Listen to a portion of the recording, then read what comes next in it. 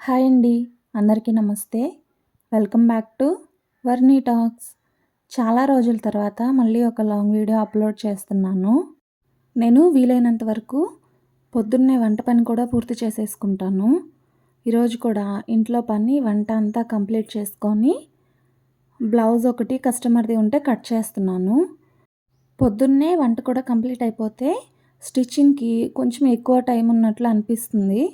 కాబట్టి వీలైనంత వరకు పొద్దున్నే వంట కూడా కంప్లీట్ చేసేస్తాను. ఎలక్ట్రిక్ మిషన్ కానీ లేదంటే నార్మల్ మిషన్‌కైనా మోటార్ పెట్టుకుంటే స్టిచ్చింగ్ అనేది చాలా త్వరగా కంప్లీట్ అవుతుంది. కానీ నాది నార్మల్ మిషనేనండి. మోటార్ కూడా పెట్టలేదు. నేను ఫస్ట్ మిషన్ తీసుకున్నప్పుడైతే నావి పిల్లలవి స్టిచ్ చేసుకున్న స్టిచ్చింగ్‌కి అయ్యే ఖర్చు మిగులుతుంది కదా అన్నట్లు తీసుకున్నాను. నేను ఇంతకుముందు ఒక వీడియోలో కూడా చెప్పాను కదా, టైలరింగ్ పూర్తిగా నేర్చుకోలేదని. కాబట్టి నేను బాగా కుట్టగలను అని నాకు నమ్మకం వచ్చేంత వరకు కూడా బయట ఎవరి దగ్గర నుంచి కూడా బ్లౌజెస్ కానీ, డ్రెస్సులు ఏం తీసుకొని కుట్టేదాన్ని కాదు.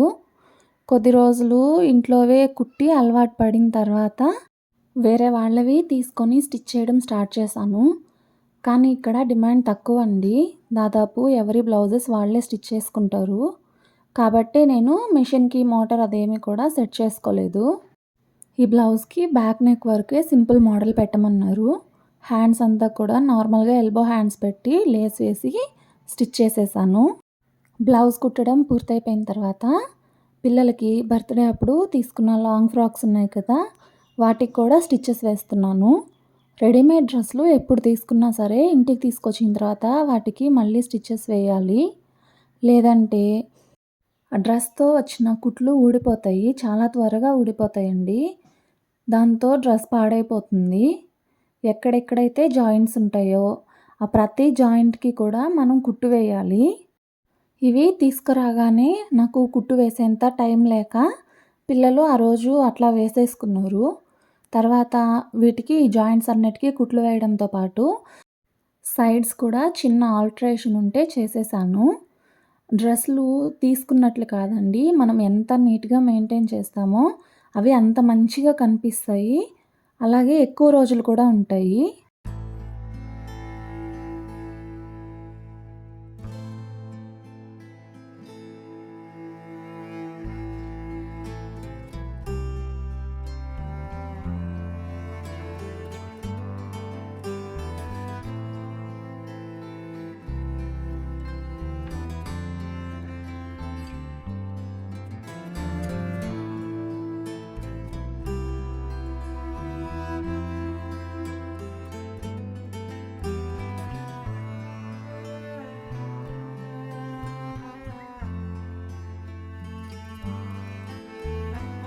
ఇది కంప్లీట్ అయిన తర్వాత కాసేపు పెద్ద పాపని కూర్చోబెట్టి తనకి హిందీ నేర్పిస్తున్నాను.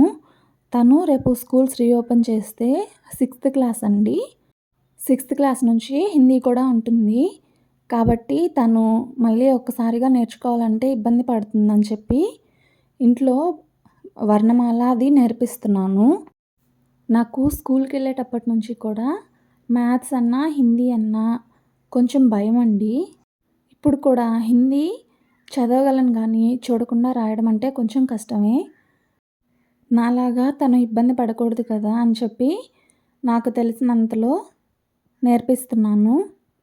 కొంచెం అక్షరాలు ఒత్తుల్లాంటివి గుర్తుపట్టగలిగిన రాయడం చదవడం అనేది ఈజీ అవుతుంది కదా. అయితే తనకి రాయడం ఐడియా లేదండి, ఎలా రాయాలి అనేది. నేను ఒకసారి రాసి చూపిస్తున్నాను. నా వరకు నా పిల్లలిద్దరికీ చదువు అనేది చాలా ఇంపార్టెంట్. నేను ఎలాగో చదువుకోవడం కుదరలేదు కాబట్టి నా పిల్లలిద్దరైనా సరే మంచిగా చదువుకోవాలనేది నా ఆశ అన్నమాట. అలాగని వాళ్ళని బలవంతంగా కూర్చోబెట్టేసి ఇష్టం లేకపోయినా చదివించడము, భయపెట్టి చదివించడం లాగా ఏమీ చేయను. ఈ ఏజ్‌లో చదువు ఎంత ముఖ్యమో ఆటలు కూడా అంతే ముఖ్యమండి. తోటి పిల్లలతో కలిసి ఆడుకోవడం, సరదాగా ఉండడం వల్ల వాళ్ళకి కమ్యూనికేషన్ కూడా డెవలప్ అవుతుంది.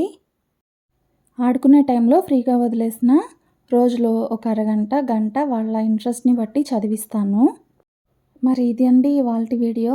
వీడియో నచ్చితే లైక్ చేసి ఛానల్‌ని సబ్స్క్రైబ్ చేసుకోండి. అలాగే ఈ వీడియో మీకు ఎలా అనిపించిందో కామెంట్ చేయండి. ఇంకో వీడియోలో మళ్ళీ కలుద్దాం.